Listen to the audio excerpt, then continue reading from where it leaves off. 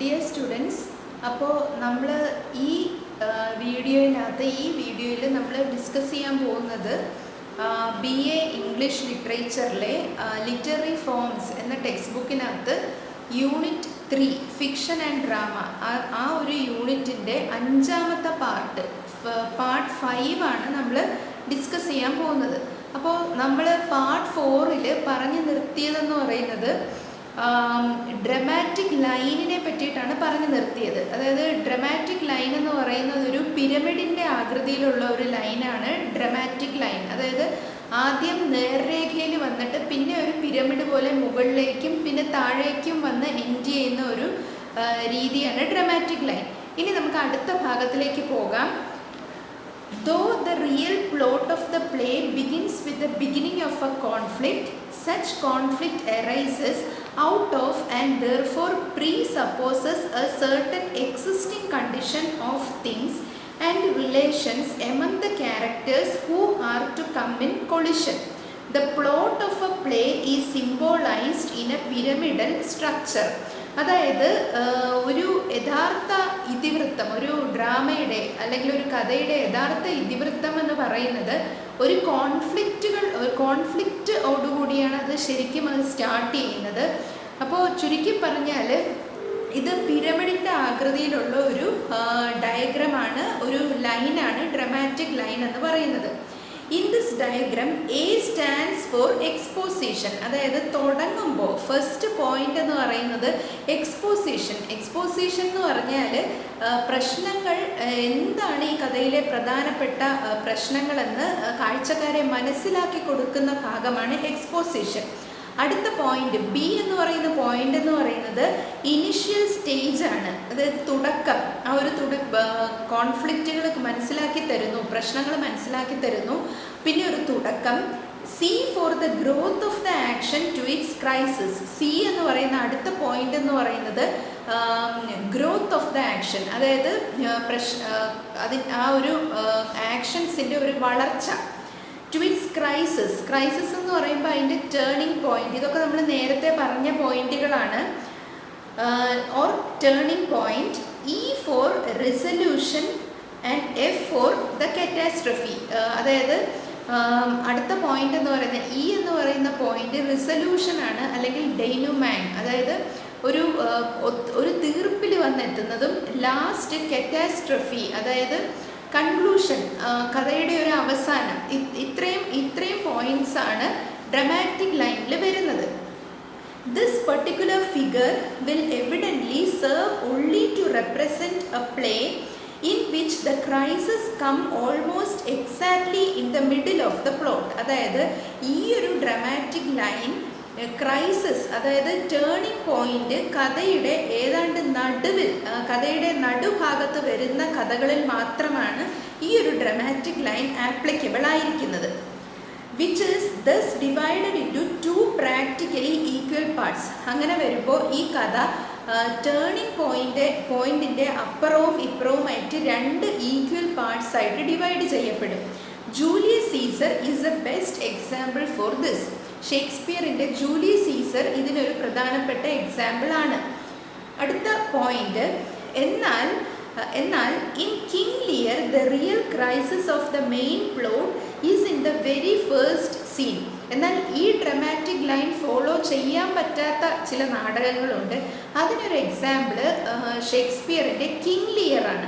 King ലിയറിനകത്ത് turning point വരുന്നത് അല്ലെങ്കിൽ റിയൽ ക്രൈസിസ് വരുന്നത് ഫസ്റ്റ് കഥയുടെ തുടക്കത്തിലാണ്. ആൻഡ് ഇൻ ഒഥല്ലോയിലാണെങ്കിൽ it does not occur till the first scene of the 4th act. ഒഥല്ലോയിൽ 4ാമത്തെ ആക്റ്റിൽ പോലും, 4ാമത്തെ ആക്ടിൻ്റെ ആദ്യത്തെ സീനിൽ പോലും ക്രൈസിസ് നടക്കുന്നില്ല.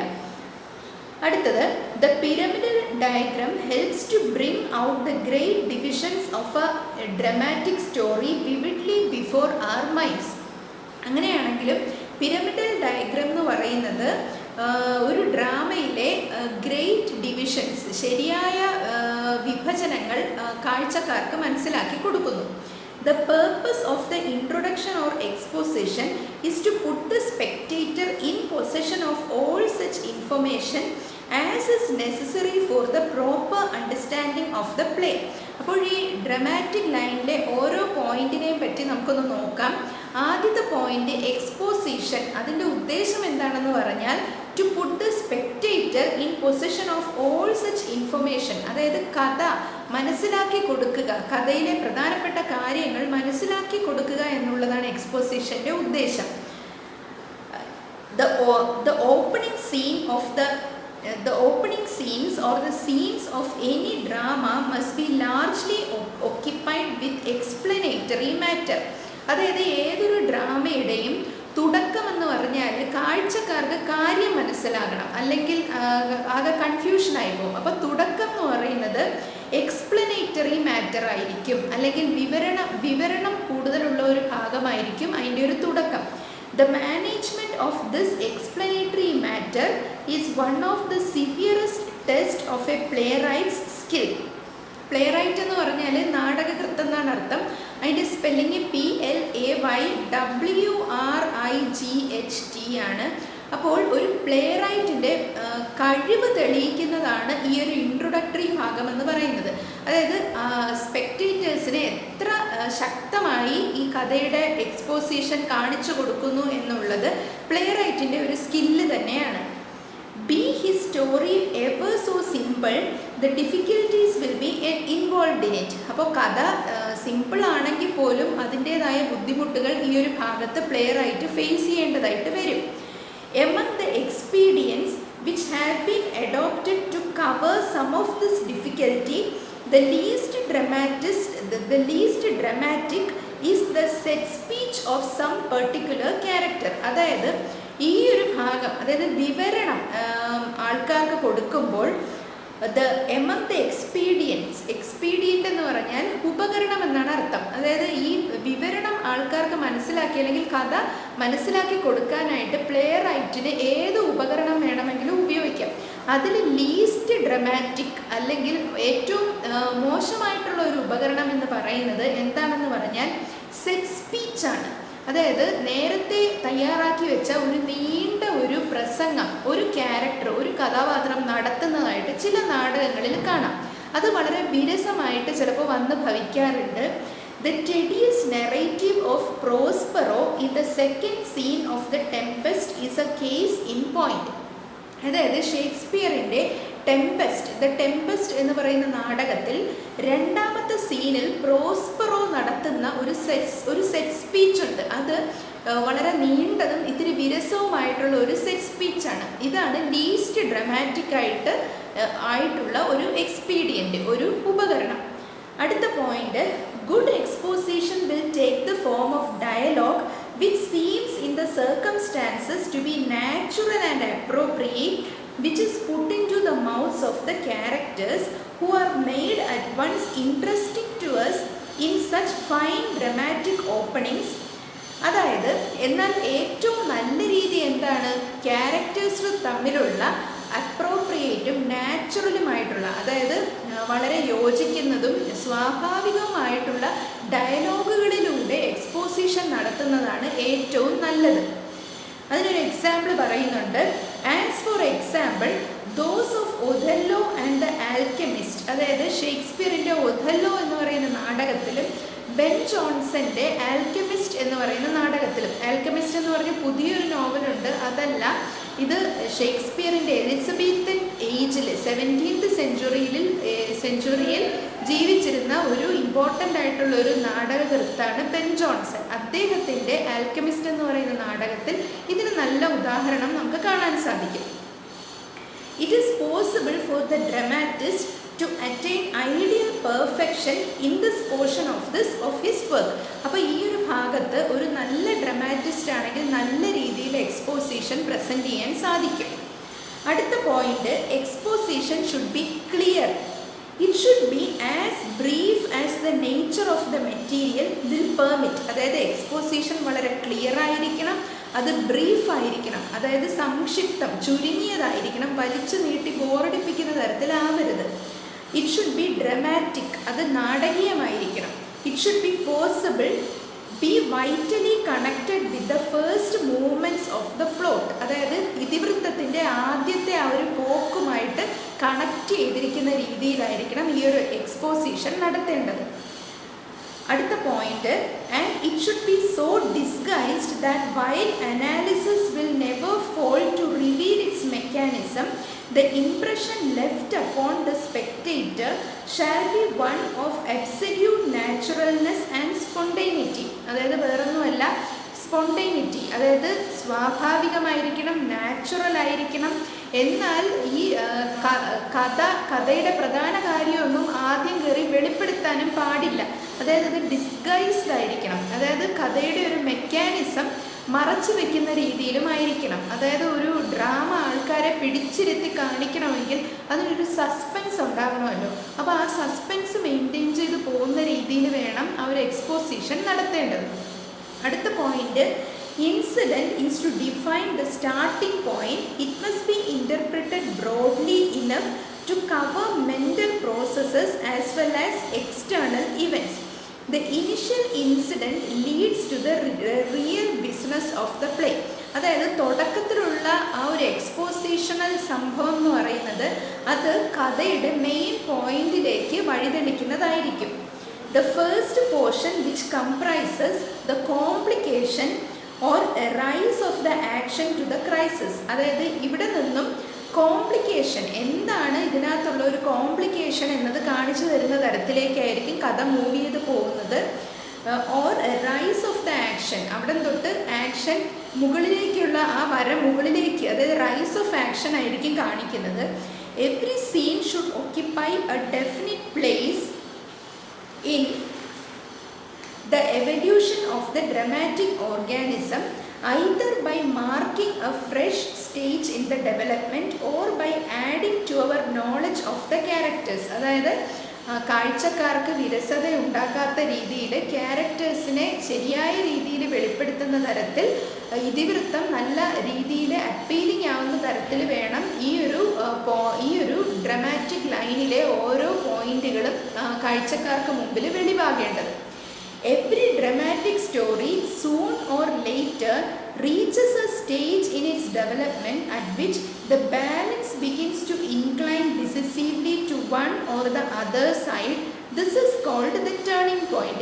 അതായത് ഏതൊരു കഥയിലും ഈ ഒരു ലൈൻ, അതായത് ഈ പ്രശ്നങ്ങൾ തുടങ്ങുന്ന ഒരു സ്റ്റേജ് വന്നിട്ട് ഈ ബാലൻസ് ഒരു സൈഡിലേക്ക് ചരിഞ്ഞു പോകുന്ന ഒരു സ്റ്റേജ് എത്തും. അതായത് soon or later reaches a stage in its development at which the balance begins to incline. അതായത് ഒരു ബാലൻസ് ഒരു സൈഡിലേക്ക് മാത്രമായിട്ട് ചരിയും. To one or the other side. This is called the turning point. ഇവിടെയാണ് ടേണിംഗ് പോയിന്റ് എന്ന് പറയുന്നത്. Or the crisis of the action, അല്ലെങ്കിൽ ആക്ഷൻ്റെ ക്രൈസിസ് എന്ന് പറയുന്ന പോയിന്റ് ഇവിടെയാണ്. The great law of the crisis is that it shall be natural and logical outcome of all that has gone before. അതായത് ഈ turning point natural ആയിരിക്കണം, അത് ലോജിക്കലായിരിക്കണം, അല്ലെങ്കിൽ യുക്തിപരമായിരിക്കണം. അത് ഇതുവരെ കടന്നുപോയ ഇൻസിഡൻസിനെല്ലാം ശരിയായ രീതിയിൽ കണക്ട് ചെയ്ത് കൊണ്ടുപോകുന്ന ഒരു ക്രൈസിസ് ആയിരിക്കണം.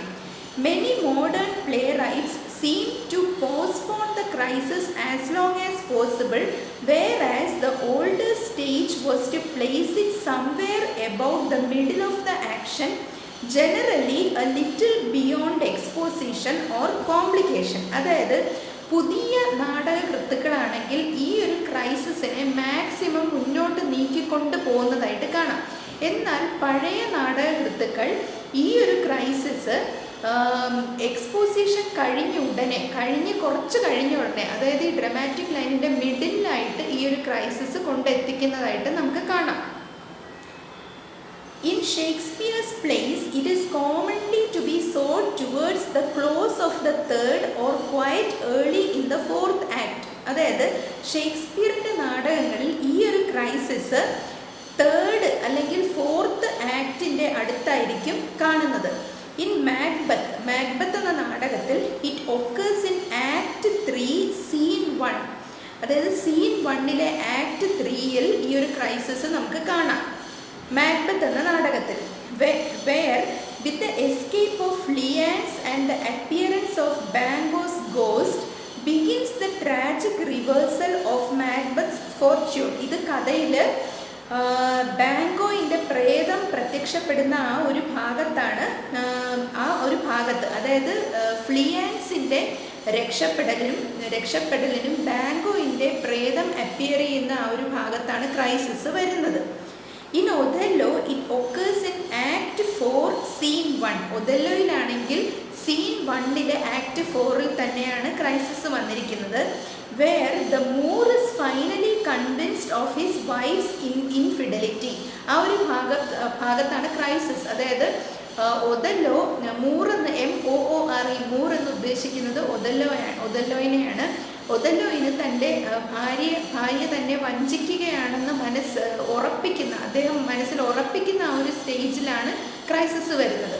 ഒഥല്ലോ എന്ന് പറയുന്നത് നമ്മുടെ മലയാളത്തിൽ ജയരാജ് എന്ന സംവിധായകൻ കളിയാട്ടം എന്നൊരു സിനിമ എടുത്തിരിക്കുന്നത് ഒഥല്ലോയിൻ്റെ കഥ ബേസ് ചെയ്തിട്ടാണ്. അതിനകത്ത് സുരേഷ് ഗോപിയും മഞ്ജു വാര്യരുമാണ് ആക്ട് ചെയ്തിരിക്കുന്നത്. അപ്പോൾ അടുത്തത് ദ ക്രൈസിസ്.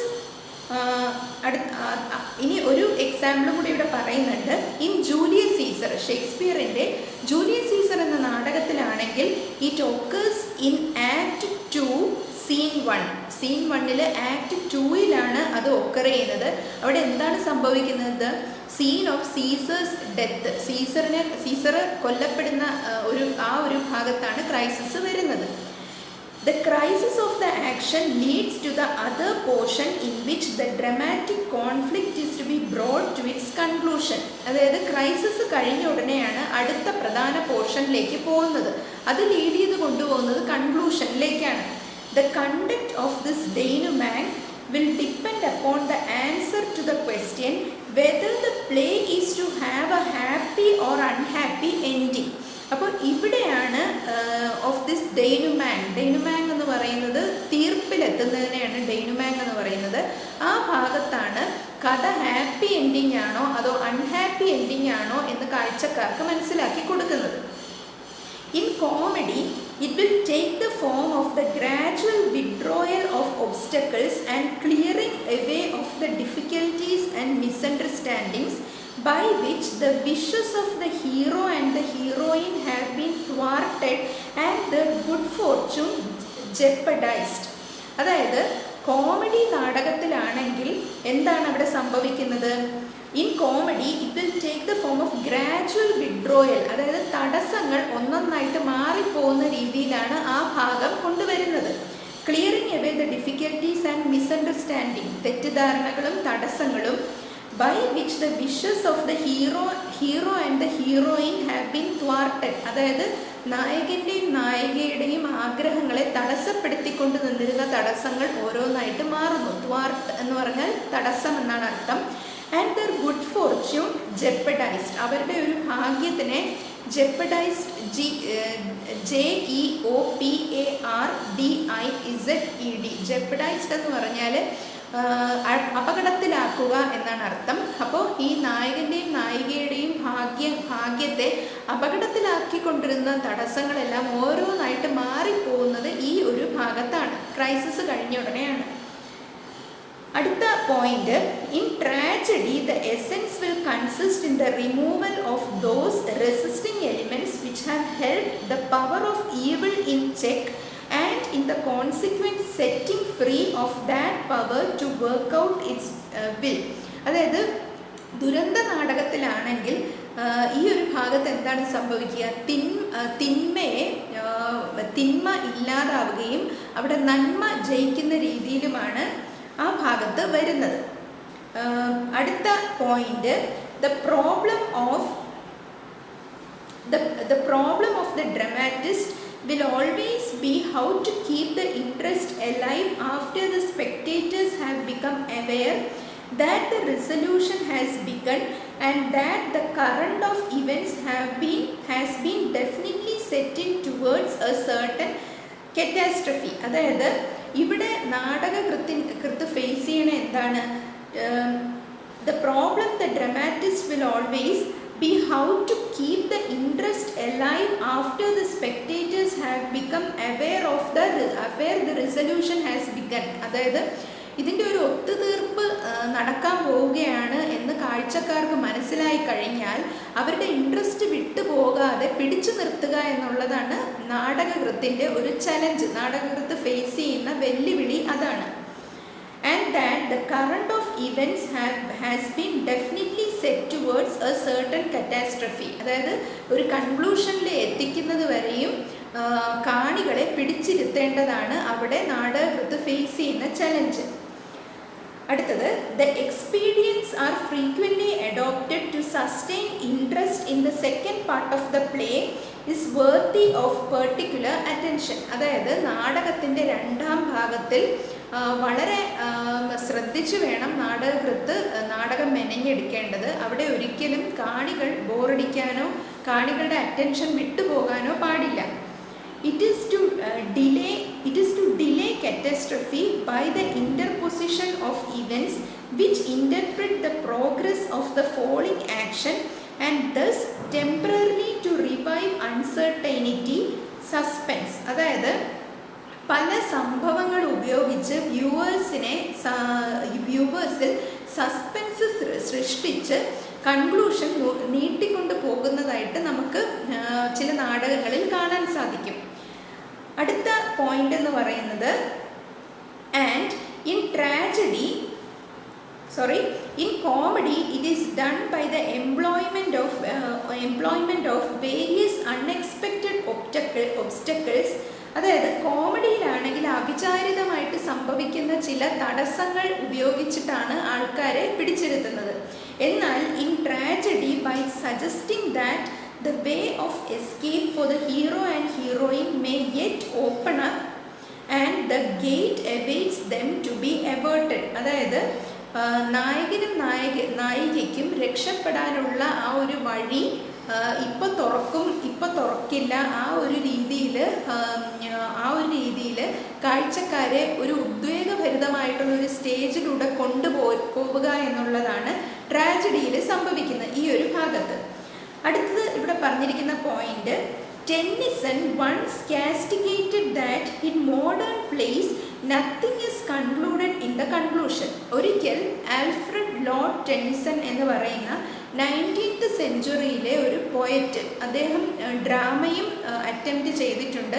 അദ്ദേഹം പറഞ്ഞിട്ടുണ്ടായിരുന്നു, ഇൻ മോഡേൺ പ്ലേസ്, ആധുനിക നാടകങ്ങളിൽ nothing is concluded in the conclusion ഭാഗത്ത് ഒന്നും കൺക്ലൂഡ് ചെയ്യുന്നില്ല എന്ന് അദ്ദേഹം ഒരു കുറ്റമായിട്ട് ചൂണ്ടിക്കാണിച്ചിട്ടുണ്ട്.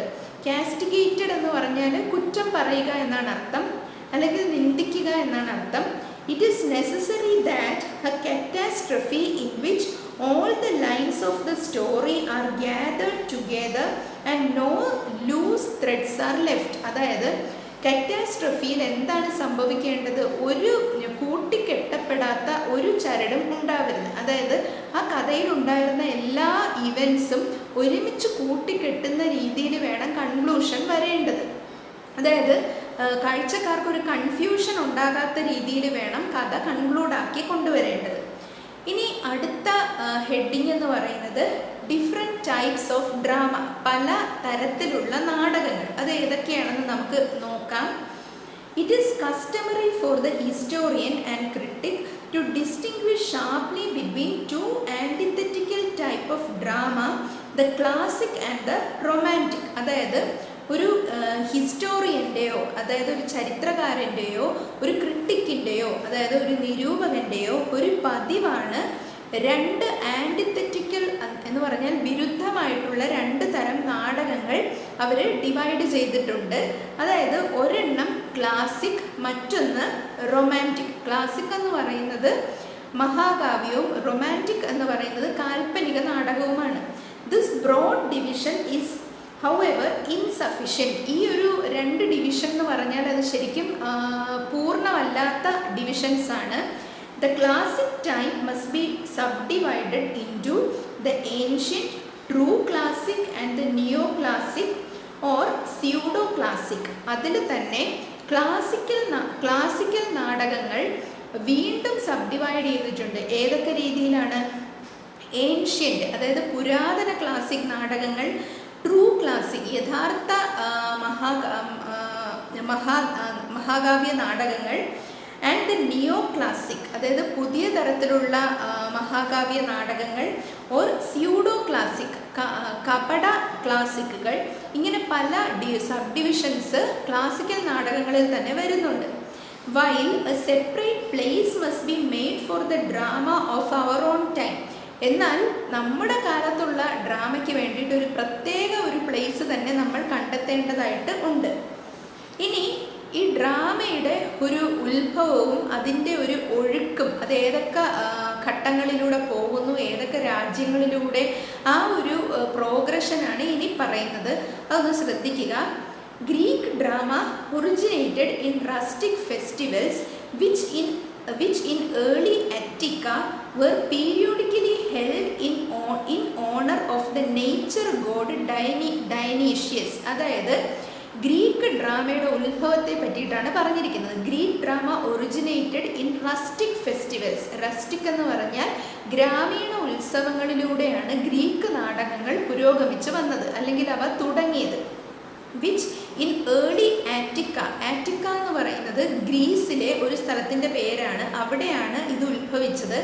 Wear periodically held in honour of the nature god Dionysus. അതായത് വർഷാവർഷം ഡൈനീഷ്യസ് എന്ന് പറയുന്ന ദേവനെ പ്രീതിപ്പെടുത്താനായിട്ട് ഗ്രീസിലുണ്ടായിരുന്ന ഉത്സവങ്ങളിലൂടെയാണ് ഗ്രീക്ക് നാടകങ്ങൾ ഉത്ഭവിച്ച് വന്നത്. ഡൈനീഷ്യസ് എന്ന് പറയുന്നത് വീഞ്ഞിൻ്റെയും ഫെർട്ടിലിറ്റി അതായത് ഫലഭൂയിഷ്ഠതയുടെയും ദേവനാണ് ഡൈനീഷ്യസ്. അപ്പോൾ the one from the serious, the other from the frolicsome side of such liberations. അതായത് ആദ്യം പറഞ്ഞ നാടകങ്ങൾ ഒരു സീരിയസ് രീതിയിലുള്ളതും, അതായത് ക്ലാസിക്കൽ നാടകങ്ങൾ ഒരു സീരിയസ് രീതിയിലും, എന്നാൽ ഈ ഒരു ഗ്രീക്ക് ഡ്രാമ എന്ന് പറയുന്നത് ഫ്രോളിക്സം എന്ന് പറഞ്ഞാൽ വളരെ ലൈവ്ലി ആയിട്ടുള്ള ഒരു രീതിയിലുള്ള ഡ്രാമകളുമായിരുന്നു.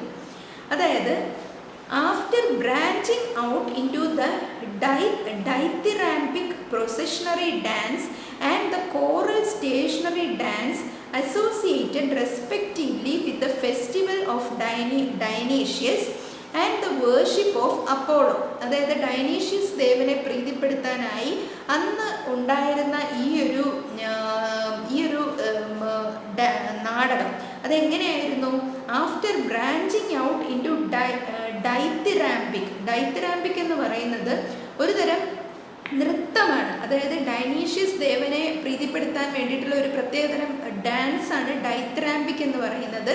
അതിൻ്റെ സ്പെല്ലിങ് DITHYRAMBIC എന്നാണ് ഡൈത്തിറാമ്പിക്.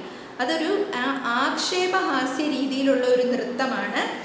അത് ഒരു പ്രൊസഷണറി ഡാൻസ് ആണ്. അതായത് മുന്നോട്ട് നീങ്ങിക്കൊണ്ട് റോഡിലൂടെ മുന്നോട്ട് നീങ്ങിക്കൊണ്ട് പോകുന്ന ഒരു ഡാൻസ് ആയിരുന്നു. And the choral stationary dance, choral CHORAL, അതായത് കോറൽ എന്ന് പറഞ്ഞാൽ കോറസിൻ്റെ സഹായത്തോടു കൂടി ഉള്ള സ്റ്റേഷനറി ഡാൻസ്. സ്റ്റേഷനറി എന്ന് പറഞ്ഞാൽ അവിടെ നിന്നുകൊണ്ടുള്ള ഡാൻസ്. ഇതായിരുന്നു ഗ്രീക്ക് നാടകത്തിൻ്റെ ഒരു തുടക്കം. Associated respectively with the festival of Dionysius and the worship of Apollo. അതായത് ഡൈത്തിറാമ്പിക് എന്ന് പറയുന്നത് ഡൈനീഷ്യസ് ദേവനെയും, ഇനി കോറൽ സ്റ്റേഷനറി ഡാൻസ് എന്ന് പറയുന്നത് അപ്പോളോ ദേവനെയും പ്രീതിപ്പെടുത്താൻ വേണ്ടിയിട്ടുള്ളതായിരുന്നു. അപ്പോളോ ദേവൻ എന്ന് പറയുന്നത് സൂര്യദേവനാണ്. And the two forms coalesced in course of time and became Attic tragedy. അതായത് കാലക്രമേണ ഈ രണ്ട് തരത്തിലുള്ള ഒരു ഡാൻസ് ഫോംസും ഗ്രീക്ക് ട്രാജഡി എന്നുള്ള നിലയിൽ രൂപാന്തരപ്പെടുകയാണ് ചെയ്തത്. In the hands of Aeschylus. ആരുടെ കയ്യിൽ? അന്നത്തെ കാലത്തെ വളരെ പ്രസിദ്ധരായിട്ടുള്ള നാടകകൃത്തുക്കളായ എയ്സ്കിലസിൻ്റെയും സോഫോക്ലിസിൻ്റെയും യൂറിപ്പിഡിസിൻ്റെയും കയ്യിലാണ് ഈ നാടകങ്ങൾ, ഗ്രീക്ക് ട്രാജഡികൾ, ഈ ഒരു ഡാൻസ് ഫോംസ് ഗ്രീക്ക് ട്രാജഡീസ് ആയിട്ട് രൂപാന്തരം പ്രാപിച്ചത്. With stress on choral element. അന്ന് എയ്സ്കിലസിൻ്റെയും സോഫോക്ലിസിൻ്റെയും യൂറിപ്പിഡിസിൻ്റെയും ഈ ഒരു ഗ്രീക്ക് ട്രാജഡിയിൽ കോറസിന് വളരെയധികം ഇമ്പോർട്ടൻസ് ഉണ്ടായിരുന്നു. കോറസ് എന്ന് പറഞ്ഞാൽ ഒരു ഗ്രൂപ്പ് ആൾക്കാർ ഒരു സ്ഥലത്ത് നിന്ന് പാട്ട് പാട്ട് പാടുന്നതിനെയാണ്, അല്ലെങ്കിൽ ഒരുമിച്ച് ഒരു പ്രഭാഷണമോ അല്ലെങ്കിൽ സംഗീത രൂപേണയുള്ള എന്തെങ്കിലും പോയട്രിയോ ആ ഒരു രീതിയിൽ ചെയ്യുന്നതിനെയാണ് കോറസ് എന്ന് പറയുന്നത്. അപ്പോൾ അന്നത്തെ കാലത്ത് ഈ ഗ്രീക്ക് ട്രാജഡിയിൽ കോറസിന് വളരെയധികം പ്രാധാന്യമുണ്ടായിരുന്നു. അപ്പോൾ ഇനി അടുത്ത പാർട്ട് 6ാമത്തെ പാർട്ട് അടുത്ത വീഡിയോയിൽ കാണാം. Thank you.